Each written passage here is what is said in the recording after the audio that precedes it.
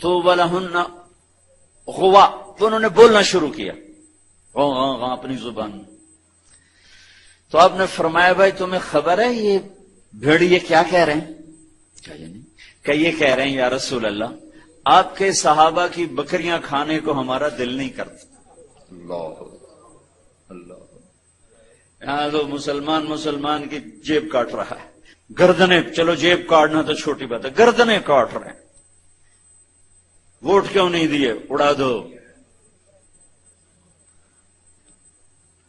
10 روپے پر ایک موبائل پہ قتل ہو رہے ہیں. یا رسول اللہ آپ کے صحابہ کی بکریاں کھانے کو ہمارا جی نہیں چاہتا، لیکن ہمارا رزق یہی بکری ہے تو ہم کیا کریں؟ آپ ایسا کریں ہمارا کوٹا مقرر کر دیں، اس کے علاوہ ہم کسی کو ہاتھ نہیں لگائیں گے. سبحان اللہ. تو آپ نے صحابہ سے فرمایا ہاں بولو بھائی بولو بھائی. تو صحابہ عرض کرنے لگے یا رسول اللہ بات یہ ہے کہ پلی پلائی بکری دینے کو ہمارا دل نہیں کرتا. تو پھر آپ نے کہا اچھا بھائی ایسا کرو، اچھا بھائی میرے صحابہ تم حفاظت کرو، اب بھائی بھیڑیوں کے جماعت تم اپنا داؤ لگا لیا کر.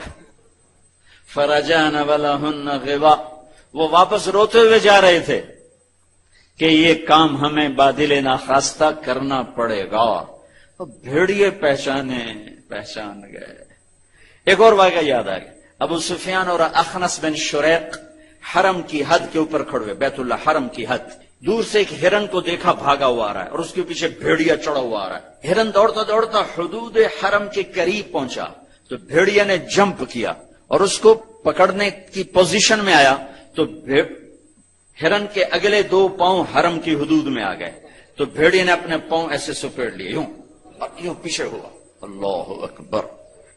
ابو سفیان کہنے لگا واہ عجبا، اوئی عجیب، یہ بھیڑیوں کو بھی پتا ہے کہ یہ حدود حرم ہے. تو ایک دم بھیڑی ایسے سیدھا ہوا کہ وَأَعْجَبَ مِنْ ذَلِكَ، بھیڑیے کو اللہ نے زبان دی. انہوں نے کہا اور اس سے زیادہ عجیب بات یہ ہے کہ اللہ کا حبیب تمہیں جنت کی طرف بلا رہا ہے، تم جہنم کی طرف جا رہے. ابو سفیان کہنے لگے اخنس بن شریق سے ہوئی کسی کو بتانا نہیں تو سارے ہی کلمہ پڑ جائیں گے. جنہیں بھیڑیوں نے جانا کہ یہ اللہ کے حبیب ہیں، ہے بے جان نے جانا کہ یہ اللہ کے حبیب ہیں. آپ کی مجلس گرم تھی، ایک بدو گزرا، کہنے لگا یہ کس کی مجلس؟ کہا گا یہ وہ ہے جو کہتے ہیں میں نبی ہوں. اچھا. وہ واپس آیا. عرب جاہلیت میں گو کھاتے تھے، یہاں بھی گوہ کہتے ہیں، ایک جانور ہوتا ہے چھپکلی کے برابر، گوہی کہتے ہیں. عربی میں ضب کہتے ہیں. گو شکار کر کے کھاتے. وہ شکار کر کے لائے ہوا تھا، اس کو رسی سے کھولا، کہنے لگا تو ہے جو کہتا ہے میں اللہ کا نبی ہوں؟ آپ نے کہا میں. تو اس نے گوہ کو آگے پھینکا، وہ مردہ. کہنے لگا لا اومن حتی یومن ھذا الضب، جب تک یہ گوہ کلمہ تیرا نہ پڑھے میں تیرا کلمہ نہیں پڑھوں گا. اب ایسے کھڑا ہو کہ مرا ہوا تو انسان بھی نہیں بولتا، جانور کہاں سے بولے گا؟ تو ایسے بڑے اکڑ کے کھڑا ہوا اور ایسے گو یوں پڑی ہوئی. آئے جس کی پکار پہ مردوں نے لبیک کہا، اس کی پکار پہ امت کو لبیک کہنا بھول گیا ہے. جھوٹ نہ بولنا، سارا مری جھوٹ پہ ہے. زکات ادا کرنا، 100 میں 1 بھی زکات دینے والا کوئی نہیں ہے. زنا نہ کرنا، اڈے قائم ہو گئے. شراب نہ پینا، اڈے قائم ہو گئے.